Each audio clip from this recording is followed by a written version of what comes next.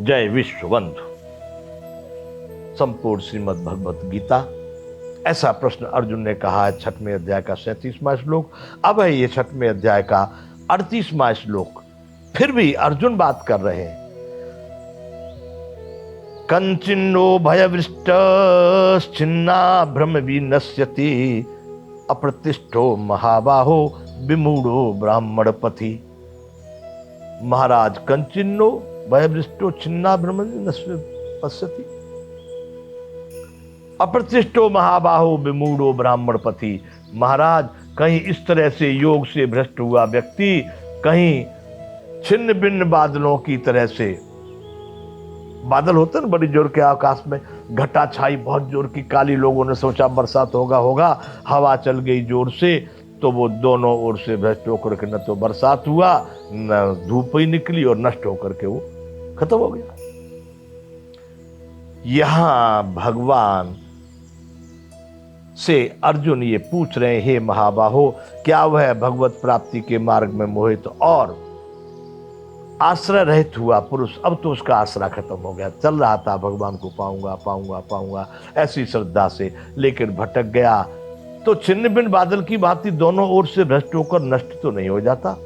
महाराज, दोनों ओर से, न तो वो पूरा संसार के सुख में ही गया, सांसारिक सुखों में पूर्ण रूप से मस्ती लेता, अपने संसार में ही रमण होता, चलो फिर मनुष्य का मनुष्य ही बन जाता, नहीं पार होता मानो, पर मानव बना रहता, वह भी नहीं कर पाया। और इधर परम ब्रह्म परमात्मा सच्चिदानंद आनंद में समाने की अपेक्षा वह बीच में ही लटक गया।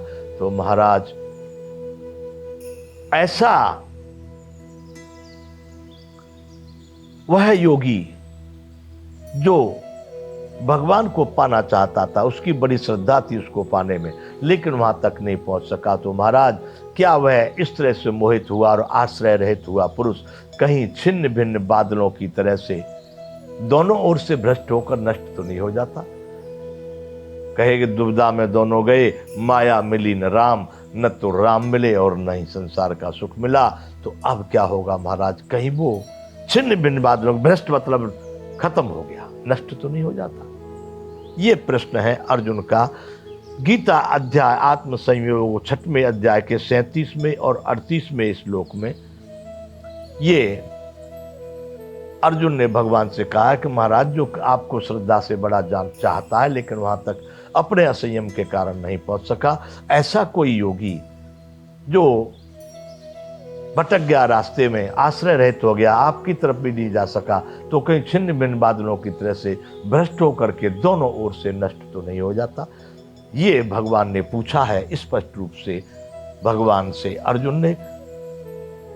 अब है अध्याय 6 का 39वां श्लोक। इसमें भी अर्जुन ही अपनी बात कह रहे हैं और आगे बढ़ा रहे हैं कि महाराज, आपके अतिरिक्त मेरे इन संशयों को दूर करने वाला मुझे कोई दूसरा व्यक्ति दिखाई नहीं देता, इसलिए प्रभु आपसे ही मैं प्रश्न कर रहा हूं। आगे भगवान को अर्जुन कह रहे हैं 39वें श्लोक में, एतन्मे संशयम कृष्ण छेतु महर्ष्य शेषतः त्वदन्य संशयस्यास्य छेत्ता न उपपद्यते। हे भगवान, हे माधव, हे केशव, इस संशय को संपूर्ण रूप से छेदन करने के लिए केवल आप ही योग्य हैं, आप ही समर्थ हैं। इस संसार में आपके अतिरिक्त में दूसरे किसी को संशय का छेदन करने वाला मैं नहीं देखता हूं। ऐसा मिलना संभव नहीं है कि जो मेरे इस प्रकार के संदेहों को दूर कर सके। एतन में संशयम कृष्ण छेतु मर्हस्य शेषतः त्वदन्य है संशयस्यास्य छेता न युपपद्यते। महाराज, इस प्रकार के मेरे इस संशय को संपूर्ण रूप से छेदन करने के लिए केवल आप ही समर्थ हैं, आप ही योग्य हैं, क्योंकि आपके अतिरिक्त दूसरा संसार में मेरा कोई ऐसा व्यक्ति, मेरा मन चित्त जहां तक जाता है, मुझे कोई ऐसा व्यक्ति दिखाई नहीं देता जो मेरे इन सभी संशयों को नष्ट कर सके या इनको इनका भेद बता करके मेरे इन सभी संशयों का निवारण कर सके, ऐसा मिलना बड़ा असंभव है। हे केशव, मेरे इस संशयों का आप निवारण कीजिए। क्या संशय? बड़ा श्रद्धावान व्यक्ति, परमात्मा को चाहने वाला, लेकिन असंयमित होने के कारण वो वहां से भटक जाता है, तो कहीं छिन्न भिन्न बादलों की तरह से भ्रष्ट होकर नष्ट तो नहीं हो जाता। इस संशय को मेरे को आप भगवान निवारण कीजिए। ये अध्याय 6 का 39वां श्लोक यहाँ पूरा होता है। अब है अध्याय 6 का श्लोक संख्या 40। इसमें भगवान अब उत्तर दे रहे हैं अर्जुन को। 40वें श्लोक में भगवान कह रहे, पार्थ नैवेह नामुत्र विनाशस्तस्य विद्यते न कल्याण कश्चित दुर्गतिम तात गच्छति। भगवान ने स्पष्ट रूप से अर्जुन को कह दिया, अरे मेरे प्यारे, तू बिल्कुल निसंदेह हो जा, मेरे रास्ते पर गया हुआ कोई भी व्यक्ति कभी नष्ट भ्रष्ट नहीं होता। गजब, कितना बड़ा विश्वास दिया, कितनी उत्साह दिया है। हे पार्थ, उस पुरुष का न तो इस लोक में विनाश होता है और ना ही परलोक में विनाश होता है, क्योंकि हे प्यारे, आत्मोद्धार के लिए अर्थात भगवत प्राप्ति के लिए कर्म करने वाला कोई भी मनुष्य दुर्गति को प्राप्त नहीं होता। बंधुओं, आ जाओ ये परमार्थ के रास्ते पर। कुछ दिनों से लड़कों ने शुरू कर दिया 2022 में मेरे इन वचनों को ये सोशल मीडिया के माध्यम से डालने का। मुझे किसी ने ऐसा प्रश्न किया, महाराज कितने लोग इसको देखते हैं? मैं ये भी नहीं जानता कैसे देखा जाता, कितने देख रहे हैं। बोले बहुत कम लोग उसको तो सुनते देखते हैं। मैंने सोचा बंधुओं, इस समझ वाले लोग इतने भी हैं, कम लोग भी कम से कम इन बातों को समझने का प्रयास कर रहे हैं। जबकि मैं कह रहा हूं कि करोड़ों में नहीं बल्कि अरबों में कोई लोग होते हैं जो इस रास्ते के पथिक होते हैं। वर्तमान भयावह स्थिति आप नहीं देख रहे हैं? इस संसार की स्थिति आपने, हमारे भारत में तो कलयुग कह के संबोधित किया गया है।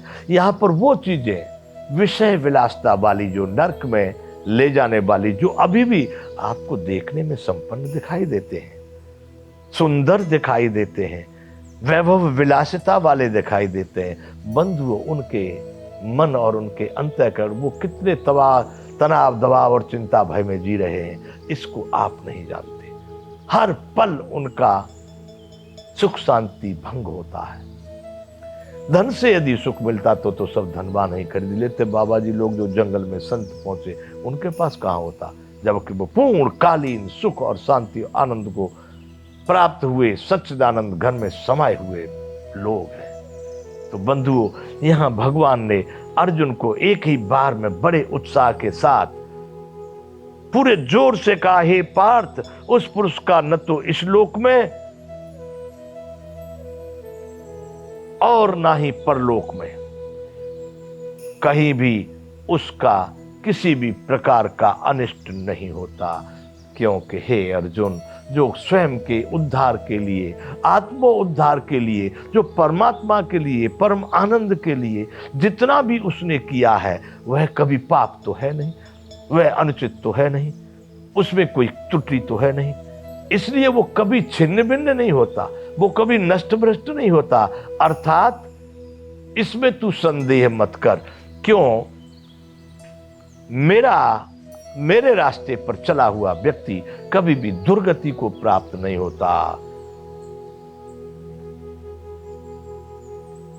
कश्चित दुर्गतिम तात गच्छति, कभी भी दुर्गति को प्राप्त नहीं होता। फिर से एक बार इसको सूक्ष्म में देखते हैं। भगवान ने कहा है कि पार्थ नैवेह नामुत्र विनाशस्तस्य विद्यते न कल्याण कृत कश्चित दुर्गतिम तात गच्छति। हे पार्थ, उस पुरुष का न तो इस लोक में और ना ही परलोक में कहीं भी कोई अनहित नहीं होता। हे प्यारे, आत्मोद्धार के लिए अर्थात भगवत प्राप्ति के लिए कर्म करने वाला कोई भी पुरुष दुर्गति को प्राप्त नहीं होता। अर्थात परमात्मा की तरफ आओ आओ आओ, सब आओ। उस ओर जितने चले गए वहां से आप पीछे नहीं जा सकते। इसलिए बंधुओं, ये अध्याय 6 का 40वां श्लोक पूरा हुआ। यहां पर विराम करेंगे। जय विश्व बंधु।